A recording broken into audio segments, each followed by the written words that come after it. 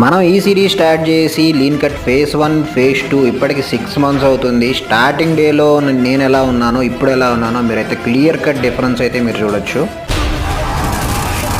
Fat మొత్తం కరిగిచ్చేద్దాం భయ. Lean cut phase 2 day 28. ఇవాళ మన వెయిట్ వచ్చేసి 73. ఫ్రెష్ అప్ అయిపోయి మన ఓట్స్ అయితే తినేసిన తర్వాత జిమ్కి వెళ్ళాం, ప్రీ వర్కౌట్ తీసుకున్నాం. ఇవాళ వచ్చేసి బ్యాక్ అండ్ బైసెప్ వర్కౌట్. గట్టు మీద కూర్చొని చూసేటోడికి నీళ్ళ లోతు ఎంత ఉందో ఎలా తెలుస్తుంది భయ్య?